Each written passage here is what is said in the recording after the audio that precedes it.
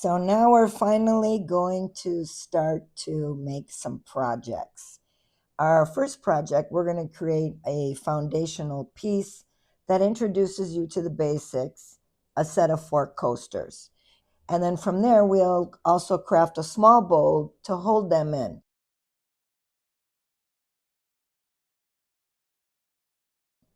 Now, on my machine, I'm sure you've noticed through the videos that I have this tape here.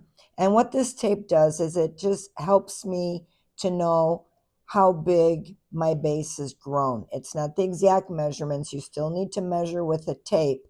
So what I did was I took a ruler and measured from about the edge of my foot.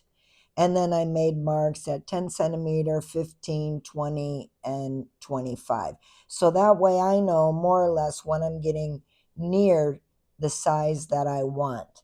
So for this coaster, we are going to be building to 10 centimeters big. Make sure you've got your area set up to sew and that you've run some tests if necessary on fabric. You're going to need to start and do your starter coil, which I saved this from when we were practicing that and learning that in the module. And I didn't throw it away. I'm going to turn this into the coaster.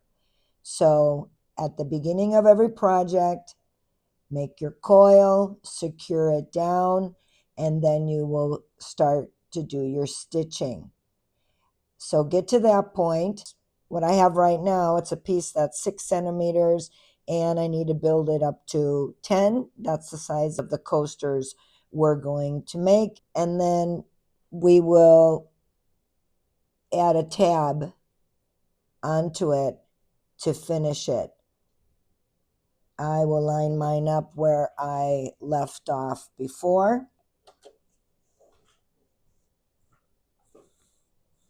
And I will build to this 10 centimeter mark, which I have marked here just to give me an idea, but I will use my tape measure or a ruler, and I'll use the same measuring method for each coaster I make, so that way the set of 4 coasters come out exactly the same.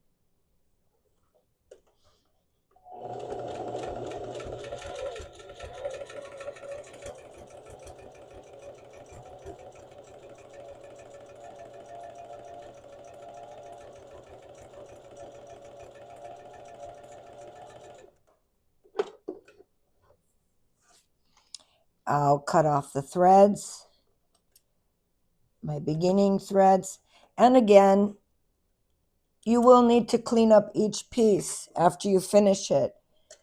Threads that are remaining, threads that maybe got caught up, and just continue winding this up until we get to 10. I'll need to measure this to make sure I have the right measurement. It's a little bit short, so let's continue.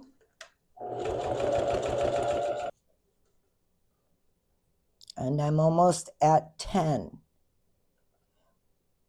I'll need to go a little bit farther. So whatever measurement my first one is, I'm going to do the same for all of them.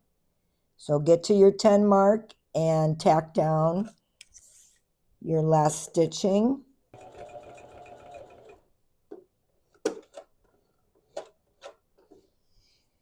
The best way to have good projects is to be meticulous on your measuring.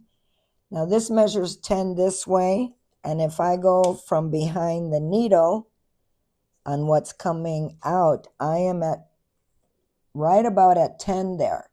So I want to come a little bit farther down here, just a hair more, and then I'm going to finish this one off. I'm going to stop sewing.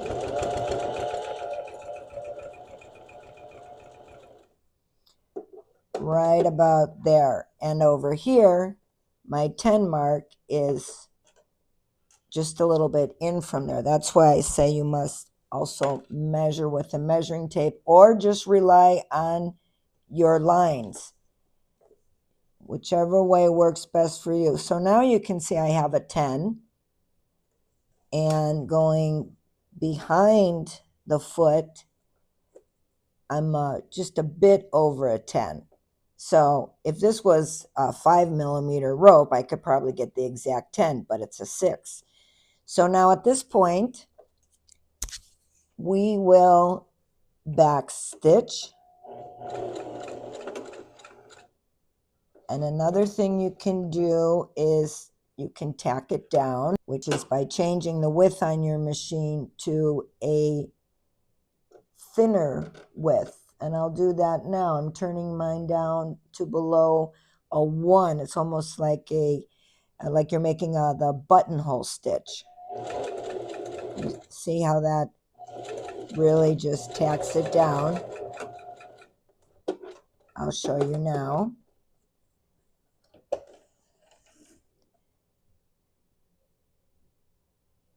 Turning my machine to a 1 on the length, you see how that makes a nice tack down.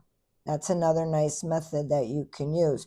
You could also do a second tack down, exactly the same height as this one, and then you would prevent any fraying on the end of there.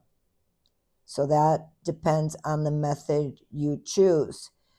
Or if you wanted to not put on a tab, you could, that would give it a nice finish, and then you can cut your rope off right below that.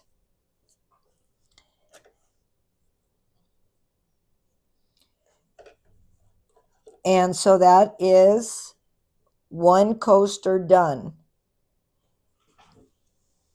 Now what we'll do is I will cut off this end. This might unravel a little bit. So either you can put some glue on there just to prevent raveling, just a dab of glue, and just rub it on there to prevent the raveling when you cut this off. You can let that dry. So I think what I'm going to do is I'm going to go back here and I'm going to tack it down and get that same line all the way on this coaster. This is where these pens come in handy, the ones that you can remove with heat. So I'm just going to go mark here and mark here, so I know the part that I want to fill in, so it'll blend in. And I'm just going to shift this. Here I was on the groove. I need to be more over here, and I'll set my needle down in place, and it does grab on the other side. So now I'm going to sew this and get to that mark. It feeds in nice and slow.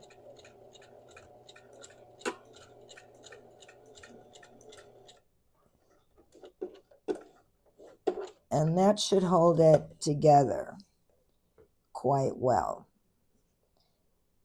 Let me just trim this off, and I'll show you what it looks like. So now this has a good tack down. If you wanted to stay that way, you could go over it again so it has a really nice layering there. So that's our first coaster. And now we will cut it off. I'm just going to pull on my end here, and it is nice and snug. So I'm just going to snip it off. And on the reverse side, I'm going to pull on it too, so it's nice and tight and the thread catches. You just pull on it, don't break it, but just pull on it till it stops pulling out more thread, and you know that it's nice and tight. Again, we will be cleaning up your pieces. There's the finished end. This also looks nice if you change the color of thread in your machine and just tack this off with maybe red, or you can, when you make the four coasters, you can tack it off in a different color on each coaster. That way you can identify who has what color if you're entertaining. And then here you'll want to cut this off. Let me just get my scissors in there and try to make a nice clean cut.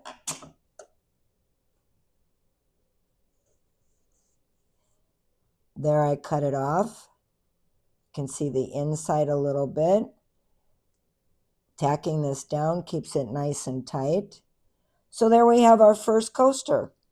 And like I mentioned before, on this project, I'm going to show you how to put on one of these tabs, and that gives it a nice finishing touch to the project. Go ahead and make 3 more coasters, and then we're going to make the bowl.